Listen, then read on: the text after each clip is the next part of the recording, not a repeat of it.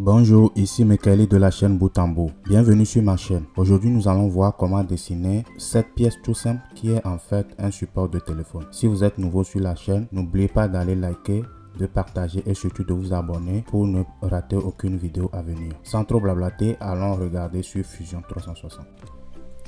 Donc, une fois dans Fusion 360, je vais aller me placer sur la vue d'avant. Et je vais rapidement aller créer une première esquisse par rapport à cette vue là.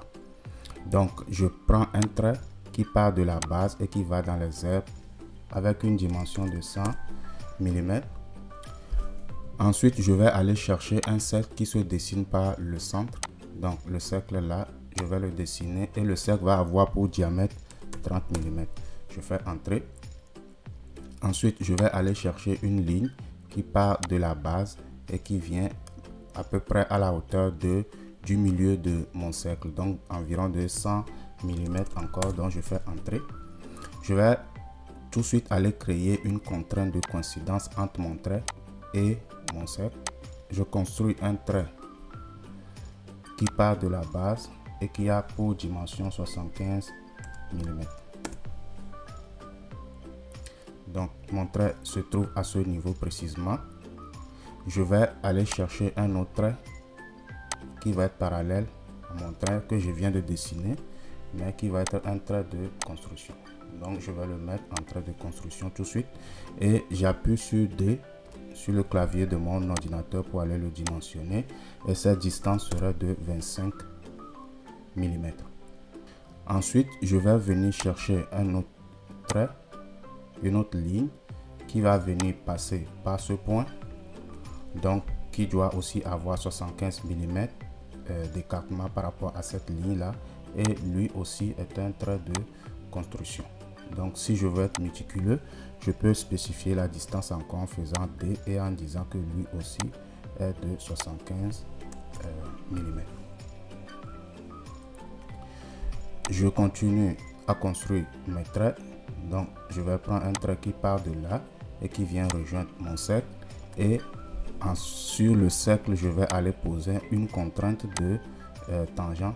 Donc ma droite doit être tangent au cercle, et ensuite je vais poser une contrainte de coïncidence entre le point et cette ligne, ensuite entre le même point et cette ligne là.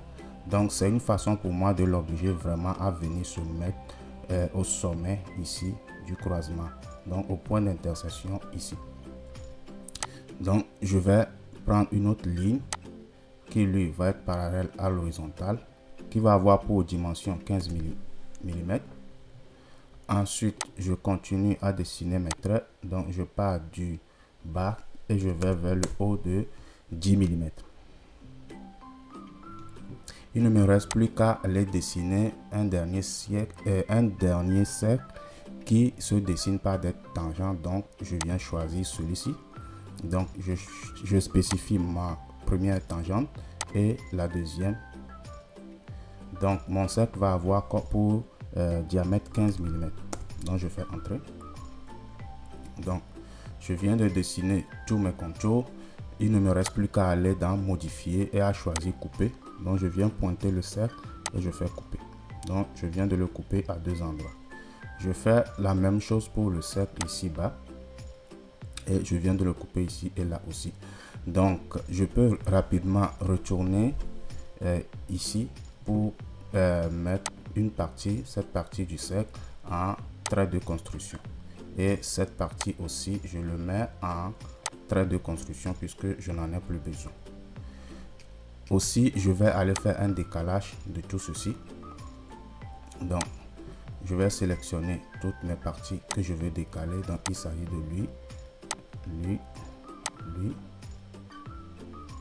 Un instant, il me manque quelque chose, donc je vais rapidement revenir en arrière. Avant de faire mon décalage, il faut vraiment que j'aille dans modifier et que je fasse couper et que je coupe aussi cette ligne là. Ensuite je coupe aussi cette ligne là. Donc de cette façon je vais pouvoir mettre les deux bouts ici en trait de construction. Donc si je sélectionne les deux, je vais pouvoir les passer en trait de construction directement ici. Par la suite je reviens faire ce que je voulais faire avant, c'est-à-dire je fais un décalage de tout mon corps que je viens de dessiner et je vais le décaler vers l'extérieur de à peu près 4 mm qui va être l'épaisseur de la pièce que je veux dessiner. Par la suite, je viens rejoindre mes bouts pour fermer mon corps et j'ai fini de dessiner mon esquisse. Si je me pointe là sur la pièce, je vois bien que je forme un corps uniforme. Donc je peux faire terminer l'esquisse et quitter ainsi. Donc la chose suivante à faire, c'est aller faire une extrusion de ce corps là de environ 75 mm. Vous allez le mettre à la dimension de votre téléphone, mais moi je le mets légèrement inférieur à la largeur de mon téléphone, de sorte que je puisse ramasser facilement mon téléphone sur le support. Donc je le mets à 75 mm et je fais entrer. Donc si je vais tourner ma pièce, je viens déjà de créer la pièce voulue. Donc ce qui reste à faire ici est d'arrondir un peu les angles qui semblent assez aigus. Donc pour ce faire, je vais aller dans congé, puis je vais sélectionner les arêtes que je veux arrondir. Donc il s'agit de lui. Donc ici aussi, lui, il y en a un ici, puis lui et lui. Donc je vais arrondir le tout de 3 mm. Non, c'est trop grand, 3 mm. Donc je vais mettre 2 mm par exemple. Est-ce que ça marche 2 mm? Oui, ça marche 2 mm. Je fais entrer. Donc si je tourne ma pièce, donc je vois bien mes arrondis qui apparaissent. Donc il n'y a plus de rigidité à ce niveau là.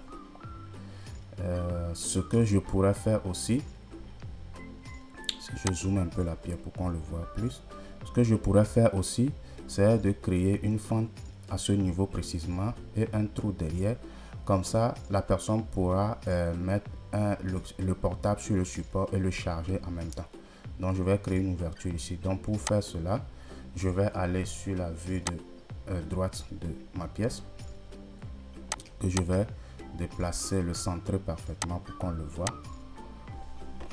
Donc je vais aller créer un nouveau plan décalé sur cette surface là, donc de 0 mm. Donc je fais OK. En plus, je vais agrandir un peu mon plan décalé. Parfait. Et je m'en vais créer une esquisse par rapport à ce plan là. Donc je vais aller dans créer et je vais choisir un rectangle qui se crée par le centre. Je viens me positionner sur le centre et la figure va avoir comme dimension 15 mm par 15 mm. Je fais entrer et je finis mon esquisse. Je fais terminer. Donc il ne me reste plus qu'à aller extruder l'ensemble dans ce sens là. Donc ça va être je connais pas la dimension exacte, donc je peux juste tirer la flèche jusqu'à temps que mon corps soit percé des deux côtés. Donc j'ai un petit trou ici où je peux venir passer un câble et venir brancher dans mon téléphone. Sinon, si vous voulez faire un cercle ici ou une autre figure, vous pourrez le faire vous-même. Donc moi je le fais comme ça et je fais OK. Donc ma pièce est là dessinée, donc c'est parfait. Pour d'autres personnes, on peut aussi penser à faire des arrondis ici et ici aussi, afin de le rendre un peu lisse. Mais moi je trouve que c'est déjà bon, je n'ai plus besoin de faire un arrondi. Mais si vous voulez le faire, pas de problème, vous pouvez juste aller faire un autre congé et choisir les extrémités que vous voulez arrondir. Donc il s'agit de ça et ça. Donc on va prendre celui-là aussi, on va prendre lui. Donc si je tourne la pièce, je peux aller en prendre ici et je vais prendre aussi ceux de l'extrémité ici et je peux arrondir tout ça de 1 mm environ pour que ce soit un peu lisse. Donc voilà, notre pièce est terminée. Il s'agit d'un support de portable. Vous venez mettre votre portable ici avec le chargeur, le câble du chargeur en bas. Donc c'est un support. Une fois imprimé, moi j'ai déjà imprimé le mien, qui est très flexible et qui est très solide, parce que ça a quand même une épaisseur de 4 mm. Donc ça supporte carrément votre téléphone et vous pouvez l'utiliser. Si vous avez une imprimante 3D, vous pouvez juste l'imprimer et le garder pour vous-même ou bien en faire cadeau à d'autres amis. Donc en bonus, je vais rapidement colorier ou bien mettre une couleur sur cette pièce là. Donc je vais appuyer sur A du clavier de mon ordinateur. Le menu apparence apparaît ici. Donc je vais aller rapidement dans bois. Sinon vous pouvez choisir aussi d'autres matériaux. Moi je fais le choix d'imprimer le mien en bois, donc c'est wood. Puis je choisis le brillant, donc je vais venir le mettre dessus et voilà. Donc c'est la couleur que je vais garder pour ma pièce et c'est la couleur du filament bois que je vais vraiment acheter pour l'imprimer. Merci d'être resté jusqu'à la fin de la vidéo, j'espère qu'elle vous est utile. Donc si vous êtes nouveau sur la chaîne, n'oubliez pas d'aller vous abonner, d'aimer ce que je fais et de partager, et surtout laissez-moi vos commentaires en bas dans la description de la vidéo, ça me ferait plaisir de les lire. Donc à la prochaine pour une nouvelle vidéo. Bye.